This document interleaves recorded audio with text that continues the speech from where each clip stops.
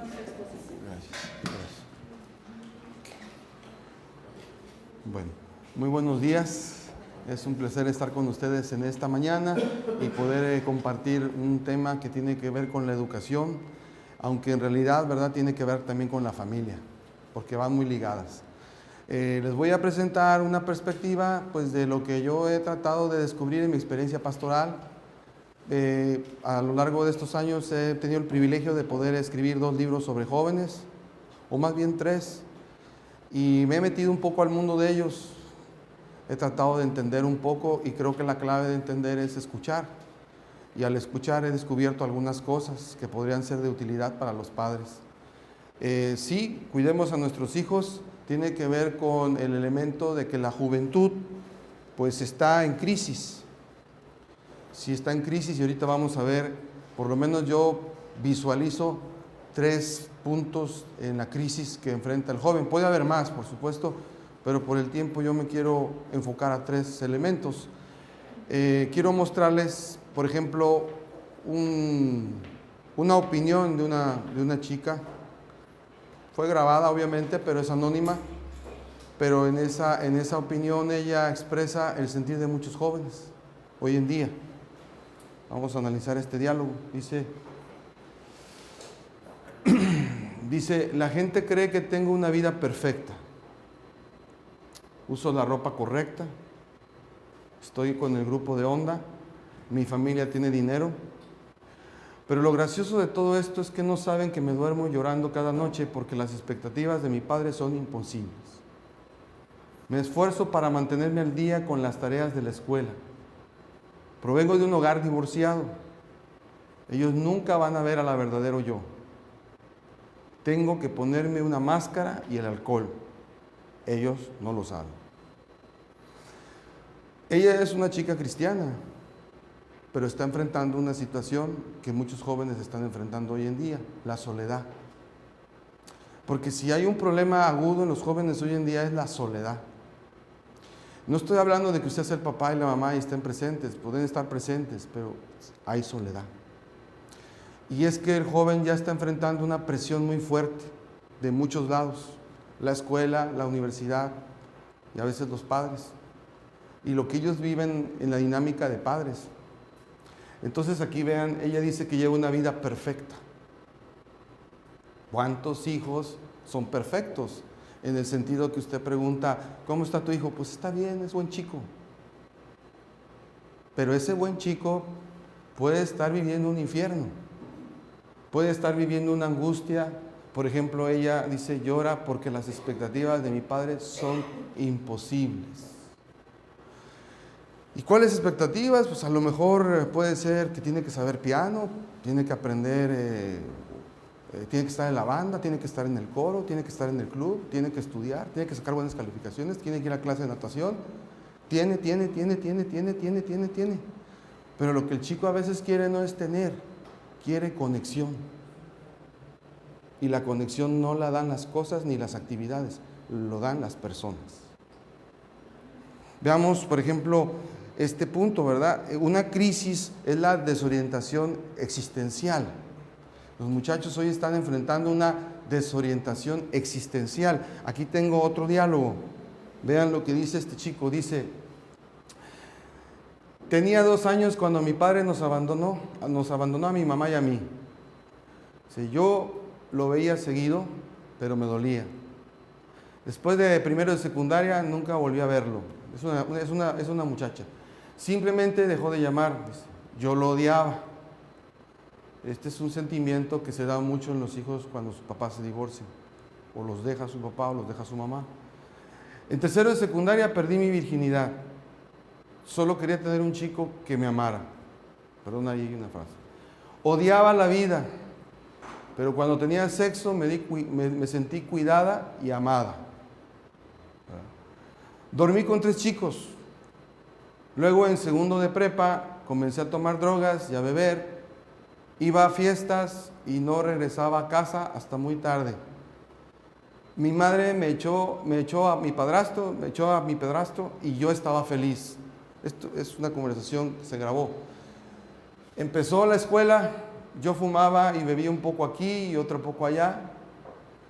Sentí que nadie me amaba o se preocupaba realmente por mí. Noten ahí el sentimiento. Sentí que nadie me amaba o se preocupaba por mí. Me sentía muerta por dentro. Esos son sentimientos que los muchachos tienen. Se me dio por empezarme a cortarme. A cortarme. Al ver que sangraba, dice, me sentí tan viva. Qué ironía, ¿verdad? Me corto y me siento viva. Sentí el dolor, sentí que el dolor era la mejor sensación que podía experimentar. Mi mamá me descubrió y entonces dejé de hacerlo porque tuve que ver a un consejero. Unos meses más tarde dejé de comer. Otro problema que los jóvenes enfrentan. Cortarse, dejar de comer, sexo, drogas, alcohol. Tenía que estar perfecta, otra vez, ¿verdad? Tenía que estar perfecta. Era la peor hija. Tenía malas calificaciones. Tenía mala actitud. Mi padre no estaba cerca. Ahí está el punto. Mi padre no estaba cerca. Sentí que no valía nada. No era lo suficiente buena para él. La mitad del tiempo solo me quería morir. Quiero sentir que valgo algo. Que alguien me ame y se preocupe por mí. ¿Dónde puedo encontrar eso? Sí, hay una crisis existencial en los muchachos, ¿no? Hace un par de años en la Newsweek de español pues salió aquella tragedia de ese muchacho de 15 años que aquí en Monterrey masacró a varios de sus compañeros en un colegio de dinero y pues mató, le dio un disparo a su maestra, ¿no? Y ahí está el reportaje, 2017. Y el comunicador, después del reportaje, dijo, antes del ataque perpetrado por un alumno de 15 años, dentro de una aula del colegio privado de Monterrey, ocurrieron muchos otros atentados que involucraban a menores de edad. Ya había un antecedente. El marco referencial de la violencia ha estado presente en la vida cotidiana de los mexicanos desde la década y ahora el país es dueño de una generación que creció sobreexpuesta a ello. Entonces hay una situación crítica, existencial. El joven no está sintiendo un propósito, un sentido a su vida, pues está vinculado esa sensación al mismo sentimiento que siente hacia sus padres, ya que sea que se sienta amado, reafirmado, conectado, o si se siente distanciado, siente soledad, siente que no vale nada y al final también siente que Dios no le interesa. Porque imagínense ustedes que la primera imagen qué responsabilidad digo yo, que los hijos tienen de Dios somos nosotros los padres. Por otro lado, ¿verdad? No lo menciono ahí, pero a un chico de preparatoria lo atraparon con una extorsión de internet, porque le tomaron una foto con una postura sexual no adecuada. Lo estuvieron extorsionando con esa foto. Él se enganchó con una muchacha por internet que no existía. Era un hombre que tomó un perfil de una dama que sacó de otro perfil de una dama que sí existe y se hizo pasar por ella. Y se enganchó al muchacho, lo indujo a tomar una fotografía no apropiada y vino la extorsión. Pero a lo que voy es que cuando lo entrevistan, ¿verdad?, al muchacho, le dicen, oye, pero si tú eras el chico más popular, el más deportista, ya ven que en ese ambiente el más deportista, el más popular, el que está más físicamente más dotado, en los ambientes de preparatoria son chicos privilegiados, a diferencia de otros.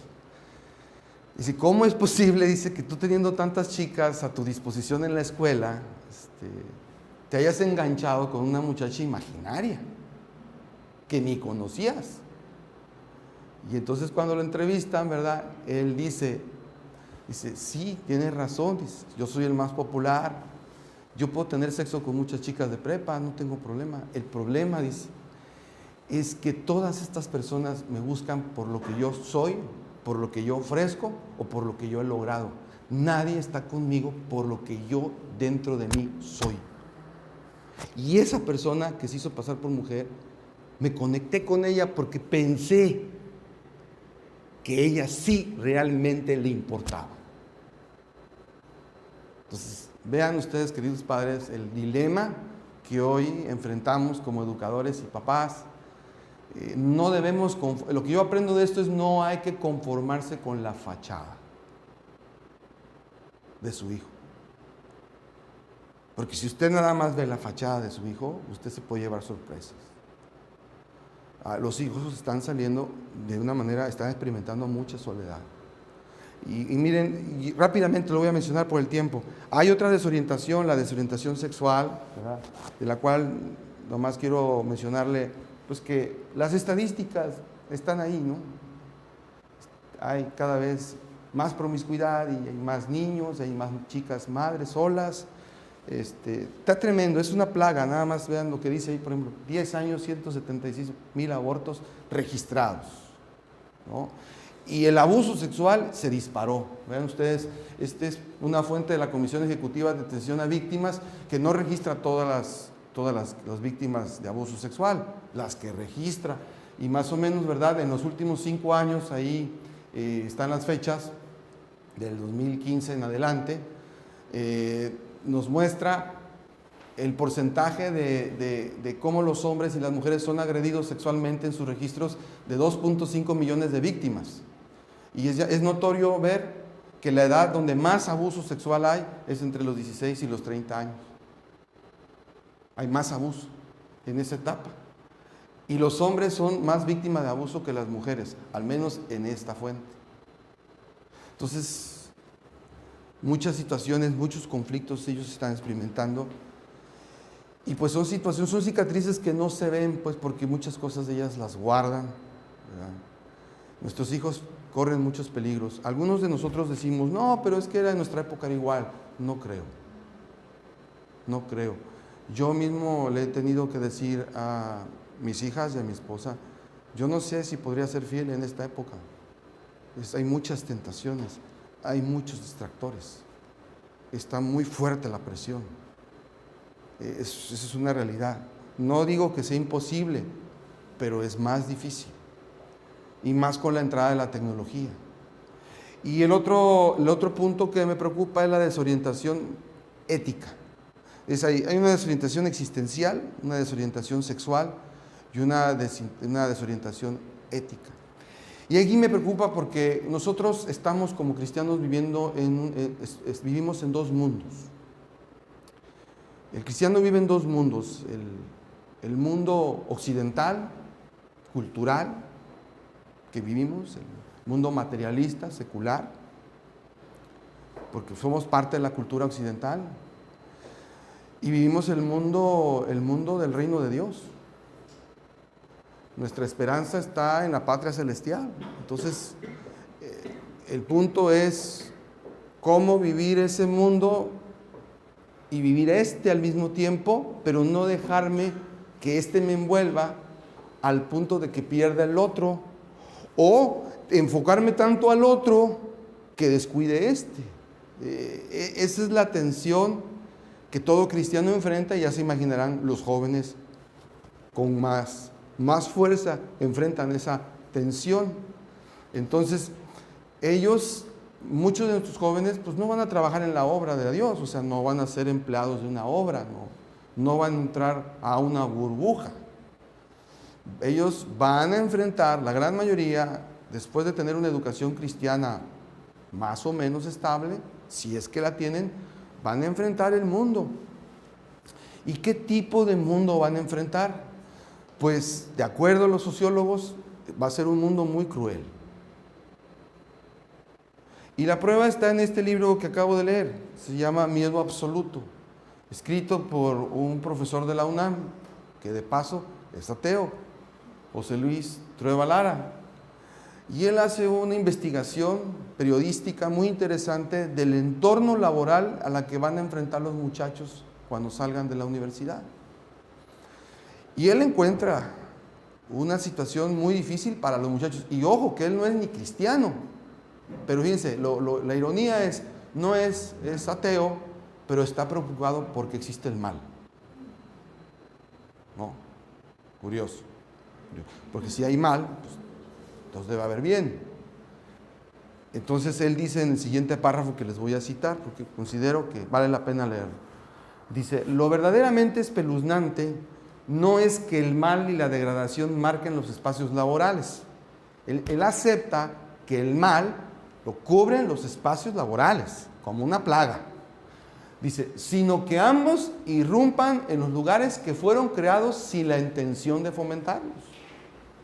Y le dice, no hay duda, dice, la amoralidad y la búsqueda de ganancias abren la puerta al mal. Pero si por alguna razón intentan moralizar a las empresas, ahí está el punto, si por alguna razón se intenta moralizar a las empresas, estas perderían su sentido y sería imposible la generación de la riqueza. Fíjense el dilema en el que el joven se va a enfrentar. Si va a un espacio laboral y quiere corregirlo, le va a decir, hey, bájale, porque precisamente no practicando la ética es como ganamos más. Y luego dice, los profetas del éxito, él, sin agredir a nadie, él dice que los profetas del éxito hoy en día son los maestros universitarios. Los profetas del éxito y las nuevas universidades, además de dotarlos de algunos saberes de quincalla, es un metal precioso sin valor, un metal, perdón, no precioso, sino llamativo, pero sin valor, y a pesar de, además de dotarlos de saberes de quincalla y de ciertas habilidades técnicas, les han enseñado que los caminos del adormecimiento ético y la razón arrogantes son la mejor ruta para llegar al pináculo de las corporaciones. A ese mundo van a enfrentar nuestros hijos. Un mundo donde lo anormal es normal y lo normal es anormal. Entonces, cuán importante es que por lo menos empecemos a entender la importancia de la educación cristiana, tengamos una idea de lo que es la educación y que entendamos un poco por qué es importante la educación cristiana. Es cierto que no todos nuestros muchachos van a ir, a una universidad cristiana, es cierto, pero sí es importante que entendamos el papel de la educación cristiana, tanto los maestros como los padres. Entonces yo les voy a presentar una perspectiva pastoral, ¿verdad? Y quiero, como todo pastor, comenzar con el espíritu de profecía. Elena G. de White, en un famoso párrafo que ustedes ya han de conocer, pero nomás lo voy a mencionar, dice, nuestro alcance de la educación tiene un concepto estrecho y bajo. Es necesario que tenga una mayor amplitud. Y dice, la verdadera educación significa más que la prosecución de un determinado curso de estudios para toda la vida actual. Abarca todo el ser y todo el periodo de la existencia accesible al hombre. Y esto, ¿verdad? Lo digo porque cuando yo analizo la vida de los jóvenes, me doy cuenta que no basta con sacar buenas notas. No basta con ser un buen chico. Yo, como digo en el libro que escribí, Desafía tus límites, les digo a los chicos, digo, es que el éxito también depende de cómo definamos éxito, pero vamos a llamarle éxito. No se construye de la noche a la mañana, sino es una serie de decisiones que tomamos día a día y que van dándole una orientación a mi vida. Y es una suma de varias fichas: dinero, sexo, profesión, noviazgo, carrera, religión, filosofía de vida, tipos de amigos. Bueno, podemos llegar hasta unos 40 ítems de decisiones. Y todas son interdependientes, todas dependen una de la otra. Puedes casarte, por ejemplo, pero si eres pésimo administrador financiero, vas a llevar a la ruina tu matrimonio. Puedes no tener muy buenas notas, pero puedes ser muy creativo y emprendedor. Y Daniel Goleman, en sus libros que habla de inteligencia emocional y liderazgo emocional, él ha dicho y ha expresado, dice que ha dado seguimiento a muchos exalumnos de universidades que sacaron buenas notas, y él descubrió que los que realmente triunfaban en la vida no eran los que sacaban mejores notas, sino los que tenían la habilidad de poderse llevar bien con los demás. Y además de eso, no hay un solo tipo de inteligencia, hay múltiples inteligencias. Algunos dicen que son 10, otros dicen que son 15. Pero por decir, ¿verdad? Hay inteligencia cognitiva, hay inteligencia social, hay inteligencia emocional, hay inteligencia musical, hay inteligencia lingüística. Es decir, hay una gran cantidad de maneras cómo evaluar, y lamentablemente nuestros estándares educativos hoy en día los encajonan en un solo tipo y los clasifican y los tachan y luego finalmente los denigran, cuando esos muchachos pudieran dar más si se les pudiera canalizar en sus diferentes áreas. Elena de White por eso dice, necesitamos un concepto de educación más amplio, menos acartonado, menos cuadrado. Y entonces ella dice, es el desarrollo armonioso de las facultades físicas, mentales y espirituales para el estudiante, ¿verdad? Eso es una definición que ustedes conocen. Yo nada más me quedo con esa parte, ¿no? Física, mental y espiritual. A veces los muchachos, ¿verdad?, son buenos muchachos. A veces los muchachos se saben frenar, se saben poner límites. Pero lo que anhelamos todos no es que se frenen y no es que sean buenos muchachos, sino que sean muchachos transformados por el poder de Cristo Jesús. Porque yo conozco muchos muchachos buenos muchachos, pero no han sido transformados. Y mi oración como padre, y mi esposa lo sabe, es que Jesús los transforme. Entonces, por eso es que todo educador necesita, aparte de tomar todas esas materias pedagógicas, el educador cristiano y el padre cristiano deben tener un concepto bien claro de lo que es la antropología bíblica. ¿Por qué, pastor? Qué rara palabra, ¿verdad? Antropología bíblica es conocer la naturaleza humana desde la perspectiva de Dios. Y la única manera de poder resolver el problema del hombre. Si tenemos una correcta interpretación de qué es el hombre de acuerdo a Dios, vamos a poder comprender mejor los beneficios de la educación y su poder efectivo para la transformación. Entonces yo lo que voy a presentar ahora son tres componentes, rápidamente, tres componentes básicos que la educación cristiana debe tener para que realmente cumpla una transformación en el muchacho. Y le voy a presentar el primer componente. Es este. La necesidad de entender la naturaleza del pecado y la necesidad de los estudiantes de tener una relación apropiada con Jesucristo. Ese es el primer componente. El adventista tiene la tendencia de reducir el problema de pecado con un conjunto de reglas y conductas. Estamos más preocupados porque la falda esté más larga. Y estamos más preocupados por si van al cine o no. Pero ese tipo de cosas no solucionan el verdadero problema. El problema es que el hombre es un ser corrupto y su naturaleza corrupta comienza desde que nace. Esa es la perspectiva bíblica. Yo no estoy en contra de la psicología, pero considero que la psicología cristiana debe tomar como premisa el hecho de que el ser humano tiende al mal. No es un ente bueno, no es un ente que es malo y se va a volver bueno por la educación. Es un ente con tendencia a la depravación. Y lo va aflorando en la medida que va creciendo. Ahora, al entender esto, vamos a comprender mejor las cosas. En la literatura, increíblemente, cuando uno lee la literatura, uno se da cuenta de que algunos escritores, que yo siempre he dicho que los escritores de literatura son grandes psicólogos, ellos nos muestran la naturaleza del hombre. Y hay un clásico en la literatura que se llama El Señor de las Moscas, escrita por el ganador del Premio Nobel de Literatura, William Golding. William Golding fue un profesor de escuela primaria en Inglaterra. Y él vivió las escenas del Holocausto y la Segunda Guerra Mundial.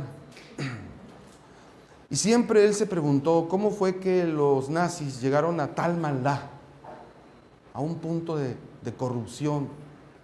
Y no nada más ellos, también los soviéticos con sus gulags, en donde tenían presos miles y millones de personas que fueron asesinadas. Si Hitler mató 50 millones, Stalin mató el doble. Nada más que le hacen más propaganda a Hitler que a Stalin, pero realmente aquí el punto era que William decía, ¿por qué hemos llegado a este horror? Y él era maestro de primaria y le gustaba de pronto cuando tomaba su merienda sentarse y observar a los niños, que él daba clases. Y él se ponía a pensar, y pensar que ese niño pudo haber sido Hitler, y pensar que este niño pudo haber sido Nerón. Entonces empezó a observar y se sumergió en el mundo de los niños y empezó a observar cómo ellos tienen un mundo muy cruel. Que usted y yo no lo vemos porque pues vamos, dejamos al niño en la escuela y nos vamos. Pero un día, si usted se hiciera pasar por niño y se sentara en una esquina y conviviera con ellos en el receso, vería el mundo cruel que hay entre ellos.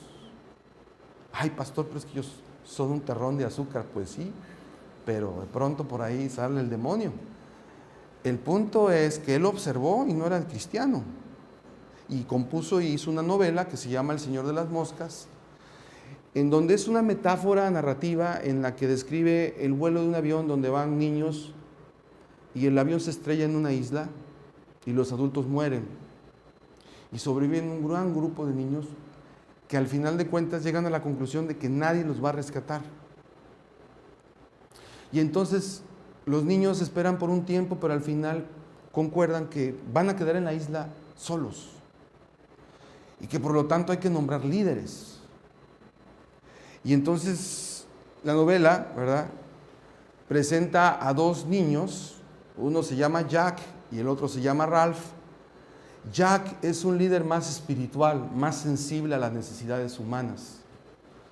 Ralph es un niño que cree que se puede liderar sin reglas y sin normas y sin principios.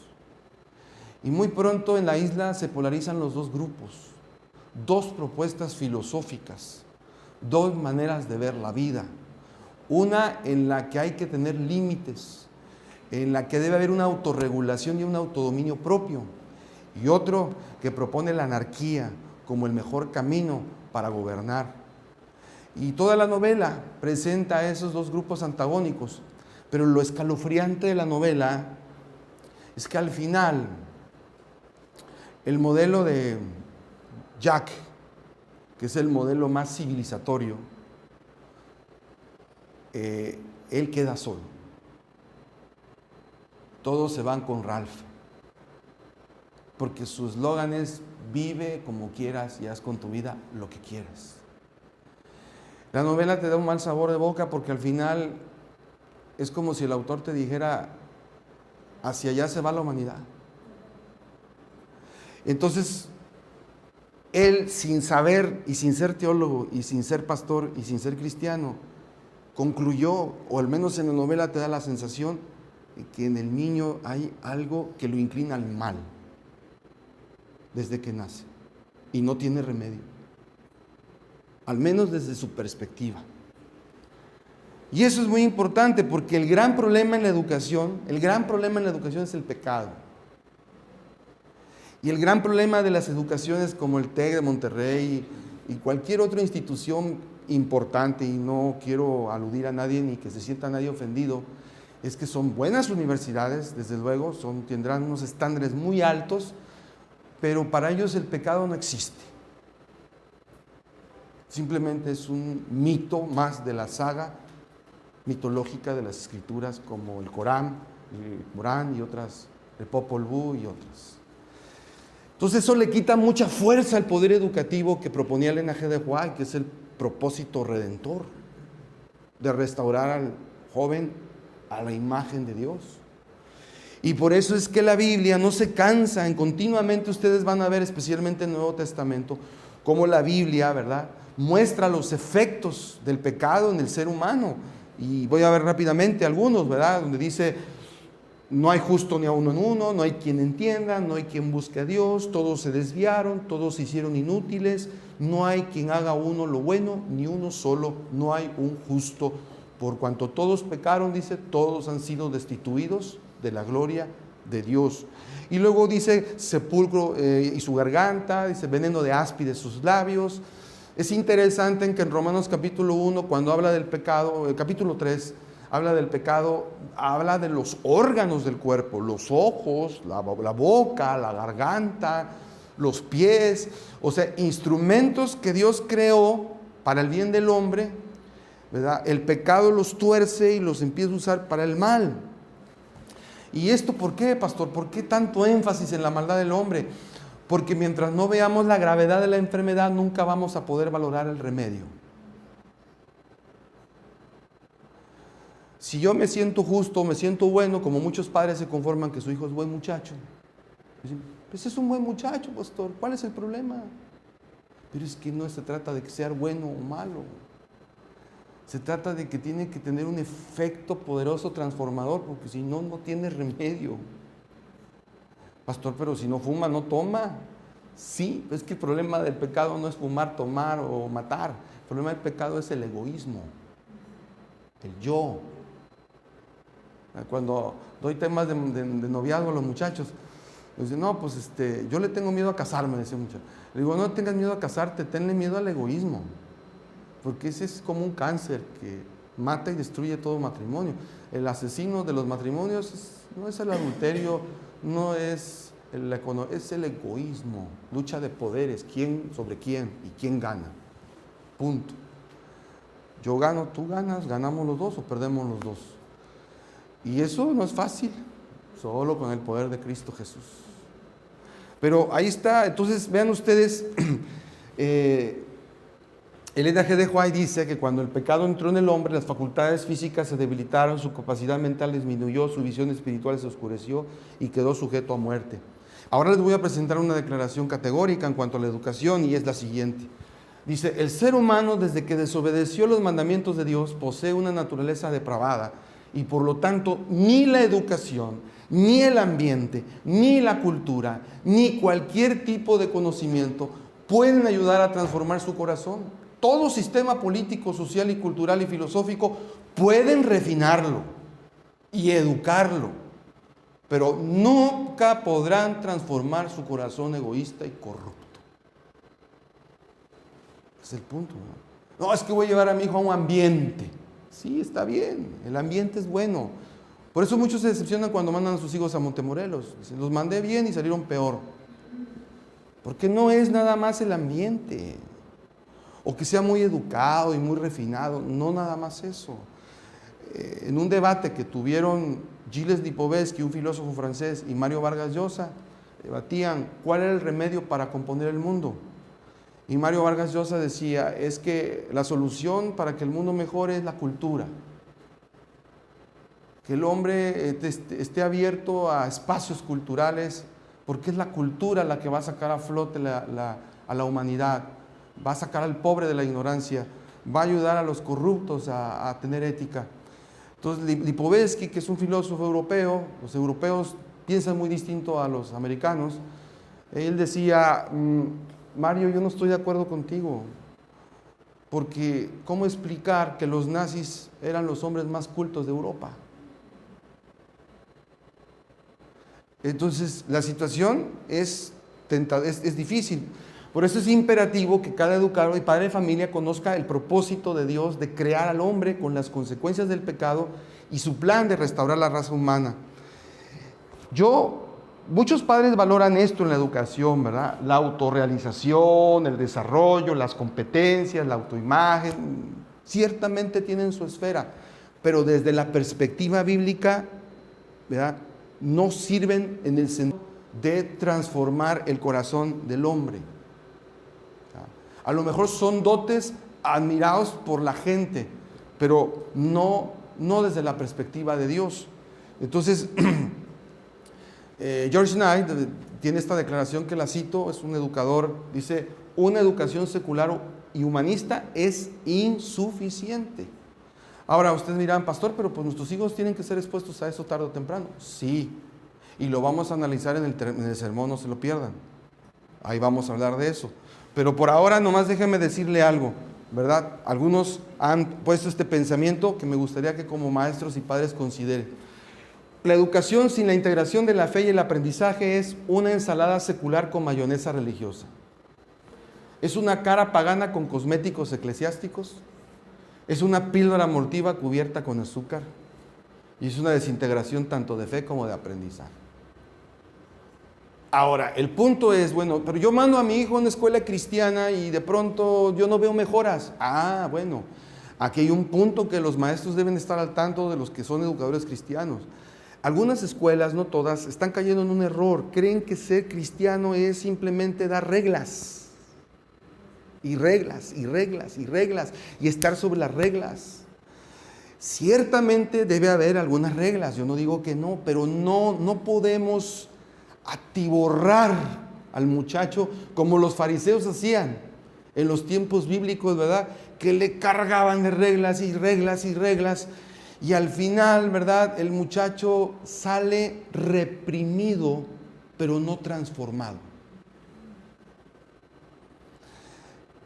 Y aquí tiene mucho que ver la tarea de los padres y la tarea del maestro. Y también, aunque ustedes no lo crean, a esa clase que muchos desprecian, a esa clase que algunos dicen que es el patito feo, que no debería estar ahí, es la clase de moral. Que para mí, desde mi perspectiva, o como se le llame hoy en día, porque ahora ya le cambiaron un nombre, debería ser la mejor clase de todas. La mejor. Porque es ahí donde su hijo va a engancharse, ¿verdad? Matemáticas, biología, yo sé, usted quiere que su hijo aprenda inglés, que tenga mecatrónica, que esto y que el otro. Sí, está bien, pero primero que nada que tenga una conexión viva con Dios, lo cual como padres yo mismo batallo, porque obviamente no estamos viviendo a ese ideal educativo que deberíamos tener, ¿verdad? Pero bueno, para eso son estos encuentros, ¿verdad? Para analizar qué podemos mejorar y qué podemos hacer como padres y maestros. Porque esta es una tarea en conjunto, no estamos divorciados, porque allá en Monterrey es muy común, ¿verdad? Pues ahí está mi hijo problemático, que lo arreglen. No. Es más, le voy a decir algo, espero que no me vayan a maljuzgar. Si su hijo no tuvo conexión con usted y lo manda allá, va a estar muy solo. Ahí está un hombre que estudió en la Autónoma de Nuevo León, en el TEC de Monterrey, y es uno de los hombres más corruptos de México. Y no es que diga que esté hablando mal de las universidades, nada más estoy hablando de lo que es el ser humano. ¿No? Está. Y bueno, como ella dijo, la hermana Juan dijo, la redención debía restaurar al hombre a su imagen. Ese es el propósito de la educación, de hacerlo volver a la perfección, al fin de que lleve su propósito divino. Claro, la tarea educativa no termina en la escuela, terminará cuando Cristo venga, pero ya hay un proceso. Para mí, lamentablemente, como adventistas, quizás debimos haber aprendido hace 100 años, o aquí en México hace 70 años, que el mejor método de evangelismo eran las escuelas. Y le apostamos por las campañas. Y yo pienso que con todas las campañas derrochadas hubiéramos construido unas 20 escuelas, o una sola como la mejor. Pero bueno, aprendimos como Israel tarde, va a ver qué se puede hacer ahora. Lo que yo sí sé es que es la mejor herramienta evangelística, de alto nivel, porque estás formando un discípulo. Claro, si la escuela pierde el rumbo, también corre el riesgo, ¿verdad? Pero por eso es que el apóstol Pablo, y nomás voy a mencionar esto rapidito por el tiempo, menciona mucho de estos puntos que a veces a algunos se les hace un poco confuso: justicia, redención, propiciación. Esos son los procesos por los cuales Dios trató de restaurar al hombre que estaba en la basura y necesitaba reconstruirlo. Pero aquí hay un punto que como adventistas no debemos de olvidar. O sea, el proceso reeducativo comenzó en el momento que comenzó la cruz de Cristo. Ahí comenzó el proceso educativo. Porque el proceso educativo es tocar los corazones por medio del Espíritu Santo, derretirlos en la cruz, y entonces el hombre comienza un camino de santificación que hoy nosotros le llamamos educación, pero que la educación debe ser sinónimo de proceso de santificación. Y en ese sentido, ¿verdad? Creo yo que tiene razón la hermana Juárez cuando dice: el principal esfuerzo del maestro y su propósito debe consistir en ayudar a los alumnos a comprender estos principios. Pero me quedo con la otra parte, dice: a sostener una relación con Cristo que hará de estos un poder dominante en sus vidas. El maestro que acepte este blanco verdaderamente es un colaborador de Cristo. ¿Qué quiero decir con eso? Bueno, que el maestro tiene un propósito redentivo. El maestro en la escuela es un agente de salvación. Lamentablemente hoy nuestras escuelas están llenas de muchos alumnos y ya no se puede tener una atención personalizada. Pero al menos como maestros podríamos ser un poco más pastorales, en el sentido de tener ese toque, ese plus. Cuando vas a escuelas de afuera, ¿verdad? Los chicos lo resienten porque el hombre llega y dice, bueno, ya cumplí, mañana tiene la tarea, nos vemos mañana. Pero ese plus de ver el maestro, decir, oye, ¿cómo estás? ¿Cómo voy a estar orando por ti? ¿Cómo te sientes? ¿Hay algo que te pueda ayudar? Ay, pastor, pero es que estamos absorbidos de tanta tarea. Sí, yo sé. Pero si nos desligamos de ese toque humano y los llenamos de puras reglas, no vamos a cumplir la función redentora. En muchas escuelas les prohíben leer libros porque son del diablo. Les prohíben no ver películas de ciertos porque son del diablo. Yo pienso, y de acuerdo a lo que he leído un poco de la hermana Huay, es que no es tanto satanizar, sino darle las herramientas al chico para poder tener un filtro en el que con discernimiento y con criterio pueda evaluar. Porque no le va a tapar los ojos, pues. Claro que para eso debe tener un fundamento bíblico sólido, y yo creo que como padres y maestros nuestro mayor reto es que nuestros hijos tengan un fundamento bíblico sólido. Aquí lo que yo me encuentro en un dilema, y se los confieso y no lo he resuelto como pastor, es cómo hacer que nuestras doctrinas sean relevantes para el joven de hoy. No es que se pasó del lugar santo al santísimo, no es que la propiciación, que la justificación, sí, pero cómo utilizar esos elementos para vincularlos a la realidad del muchacho, del día a día. Ahí es donde yo veo una desvinculación en la que veo que el muchacho a veces va a la iglesia solo por costumbre, por herencia, por club. Y va a los clubes y todo, pero cuando dices, lo ves y hablas con él en asuntos de criterio de valores, no le ves fundamento. Y les voy a poner un ejemplo. En una mesa redonda estaba con unos chicos y tocamos el tema de la homosexualidad.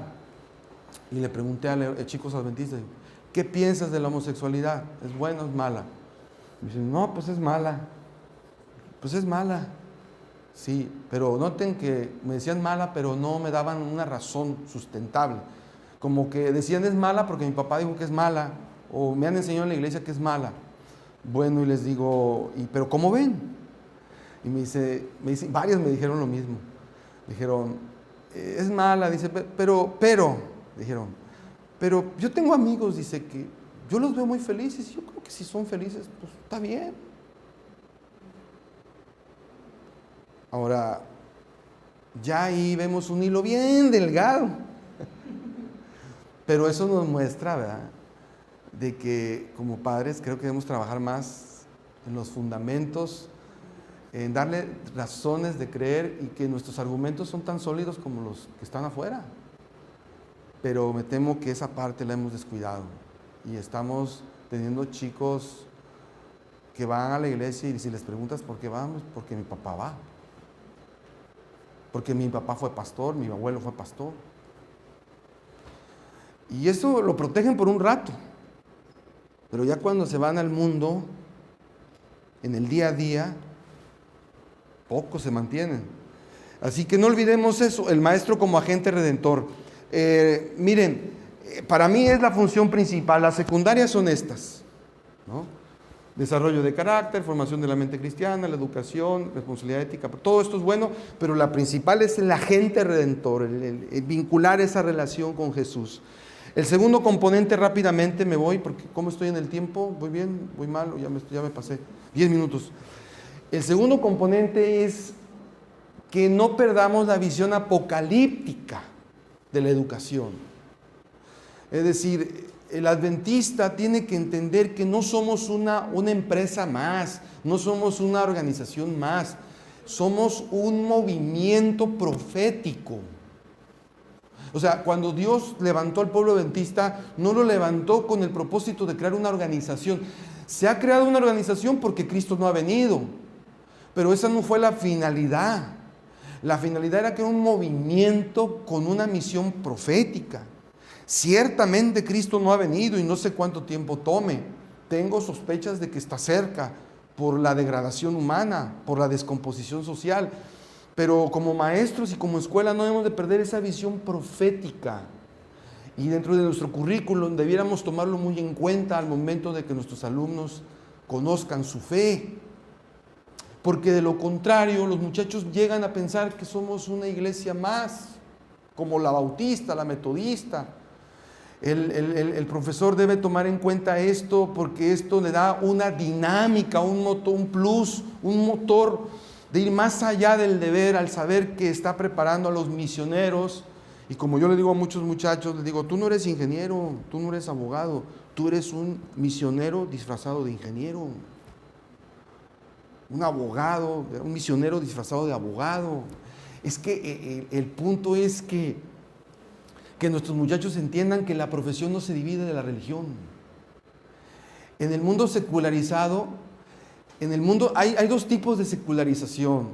La secularización abierta, la que tiene Europa, y la secularización baja, que es la que tiene Estados Unidos hacia acá. La secularización abierta, vayan ustedes a España, pues, ni templos hay. Y los templos que hay, católicos, hablo de los evangélicos, católicos que hay son museos, ¿no? Ahí se cumple lo que el famoso filósofo ateo Nietzsche decía, ¿no? Los templos en Europa son las tumbas de Dios.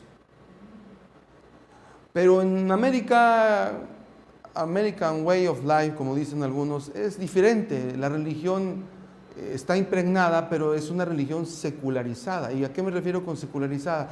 Pues es la religión de que me pongo el saco religioso el sábado o el domingo, empieza el lunes, coloco el saco, cierro, y mi vida mundana como siempre.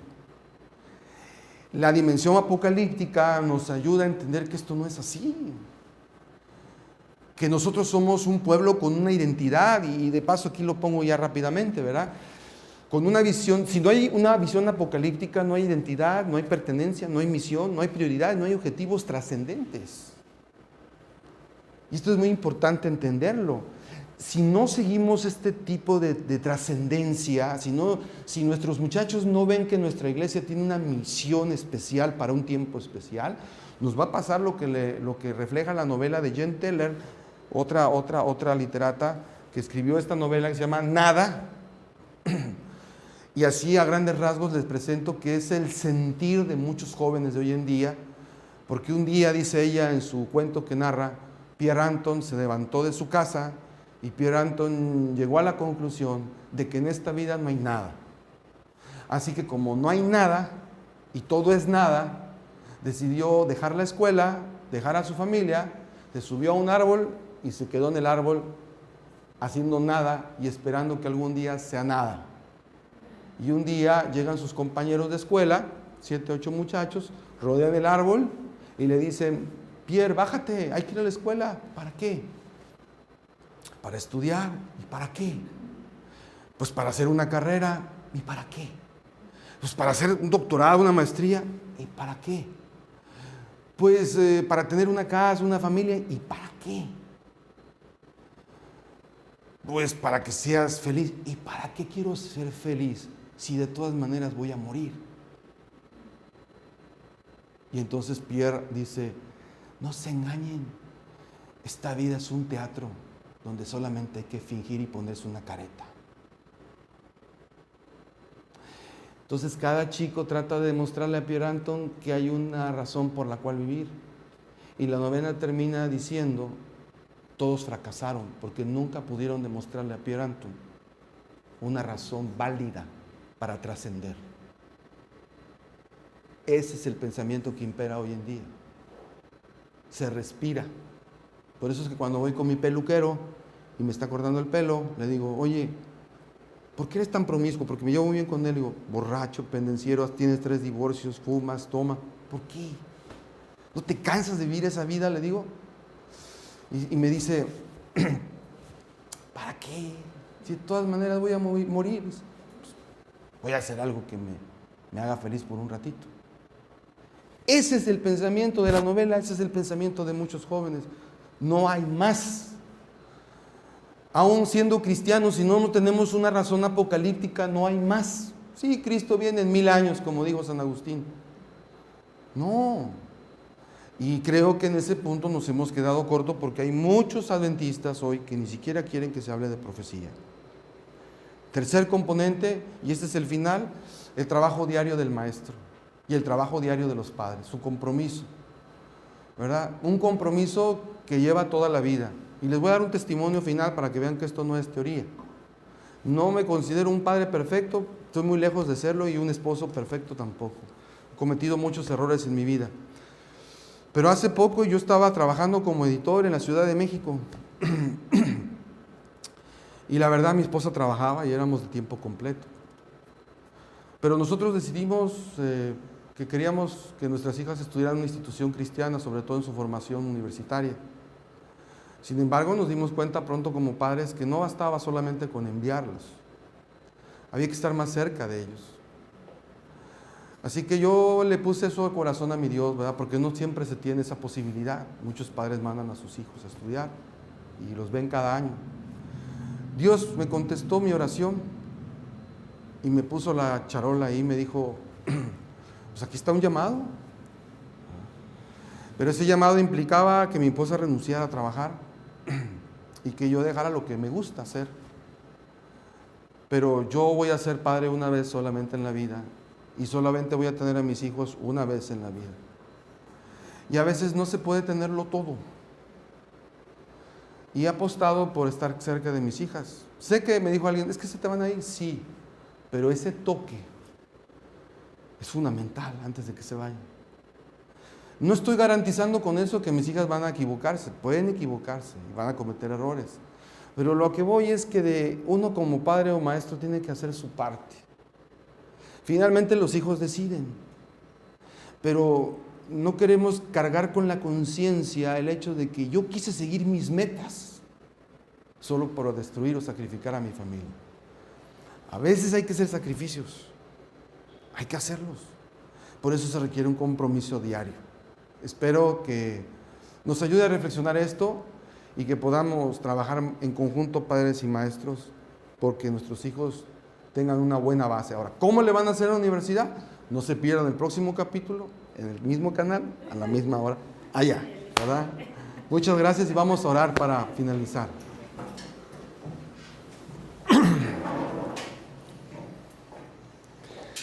Querido Padre Celestial, te damos muchas gracias porque tenemos una educación cristiana, una opción. Señor, somos conscientes de que los jóvenes están pasando por una gran crisis. A veces ni nos damos cuenta. Pero ayúdanos como padres, educadores, pastores a trabajar en conjunto, como una red de apoyo, para no solamente llenar a los jóvenes de puras reglas o normas, para llevarlos a una relación con Jesucristo. Pero Padre, te pido un favor, en esta mañana permite que como padres, pastores, educadores, primero tengamos nosotros una relación contigo, porque no podemos dar lo que no tenemos. Y ayúdanos a que nuestros hijos, aunque les fallemos o les hayamos fallado, vean en nosotros personas que aunque nos equivocamos, estamos dispuestos a corregir el rumbo, porque nunca es demasiado tarde. Bendice a todos los padres, a todos los educadores y ayúdanos, Señor, a hacer las cosas que de nuestra parte no quede, de tal manera que al final el hijo decida, pero que no tenga ninguna excusa de no haber tenido un apoyo para poder seguir adelante. En tus manos encomendamos a nuestros hijos, a nuestros maestros, a las escuelas y a la iglesia, en Jesús. Amén. Amén. Bueno, que Dios me los bendiga. Hasta luego. Adiós.